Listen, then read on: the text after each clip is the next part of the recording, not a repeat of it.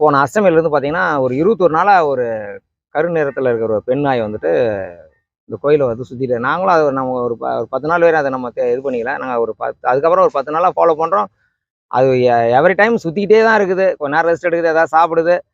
ஆனால் இந்த கோயிலை பற்றி ஏதாவது ஒரு சொல்ல வருது. யாரும் மனிதர்கள் கூட செய்யாத அந்த விஷயத்த வந்து இந்த பைரவி வந்து செய்கிறது இதாக இருக்குது. அதுவும் கருப்பு நிற நாயாக இருக்கிறனால இது மேலே எங்களுக்கு ஒரு இதாக இருக்குது.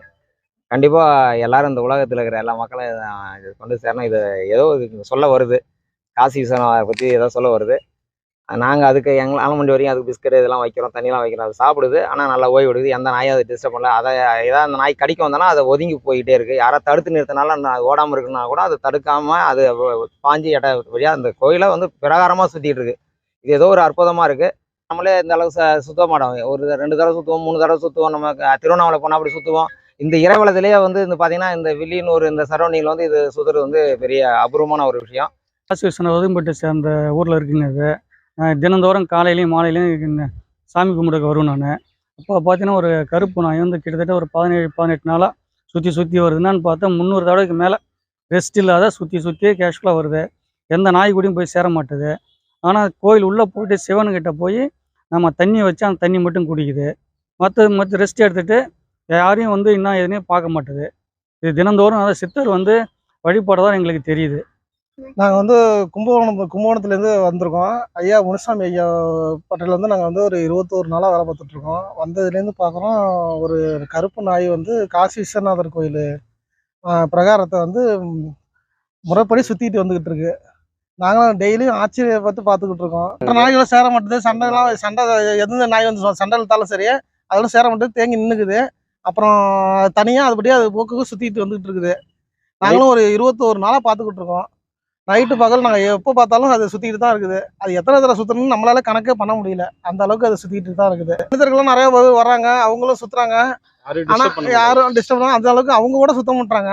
ஆனால் இது வந்து முறைப்படி சுற்றிக்கிட்டு தான் இருக்குது. பிஸ்கட்டு தண்ணி எது வச்சாலும் சாப்பிடுது, நல்லா சாப்பிடுது. யாரையும் டிஸ்டர்ப் பண்ணாமல் அதுபடியே சுற்றிட்டு தான் வந்துட்டு இருக்குங்க. அது எப்படி பார்க்குறீங்க? அது எங்களுக்கு ஆச்சரியமாக தான் இருக்குது. நாங்களும் டெய்லியும் அது அதிசயம் மாதிரி பார்த்துக்கிட்டு இருக்கோம். நாங்கள் என்ன சொல்கிறேன்னே தெரில. இது கடவுள்னு இது அபிவிருத்தமான கடவுள் சம்பிக்கை தான் அது. எப்பா நம்மளால நம்பவே முடியல. காசி விஸ்வநாதர் கோயிலில் ஐயா கூட ஒர்க் பண்ணிட்டு இருக்கிறோம். நாங்கள் ஒரு 30 நாளாக அங்கே வந்து ஒர்க் பண்ணிட்டு இருக்கோம். இந்த நாய் வந்து 21 நாளாக வந்துட்டு இந்த பிரகாரத்தை சுற்றி வந்துக்கிட்டே இருக்குது. நாம் வந்து ஒரு ஆச்சரியமாகவே பார்க்குறோம். அது கடவுள் பக்தி தான், உண்மையிலேயே அது ஒரு தெய்வ பக்தி தான். அது காசி விஸ்வநாதர் கோயிலில் போயிட்டு உள்ளே போயிட்டு மறுபடி திரும்பவும் வந்து இந்த ரொட்டேட் பண்ணிக்கிட்டே இருக்குது.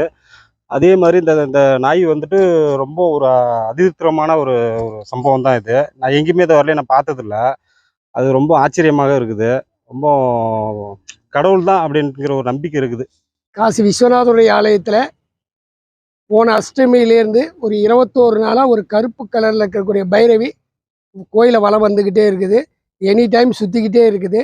காலையில் ஒரு 5:30 மணி ஆரம்பிச்சதுன்னா அது எத்தனை சுற்றுதுன்னு அதுக்கே தெரியாது.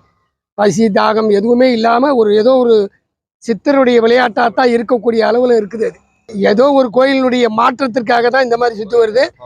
எவ்வளோ பைரவர் இருக்கு, இருந்தாலும் அந்த குறிப்பிட்ட கால பைரவராக இருக்கக்கூடிய அந்த பைரவியாக இருக்கக்கூடியது சுற்றிக்கிட்டே இருக்குதே தவிர நிறுத்த மாட்டேங்குது. ஆமாம், வேற எந்த விதமான தவறான வேலையும் செய்யறது கிடையாது. அது மட்டும் அதனுடைய வேலையை மட்டுமே செஞ்சுக்கிட்டு சுற்றிக்கிட்டு இருக்கிறது. ஏதோ ஒரு மாற்றத்தை உருவாக்குறதுக்காக தான் அது வருதுன்னு நினைக்கிறேன். எல்லாம் சித்தர் பூமியாக இருக்குது. பாண்டிச்சேரியை பொறுத்தளவுக்கு சித்தர் பூமி அதிகமாக இருக்குது.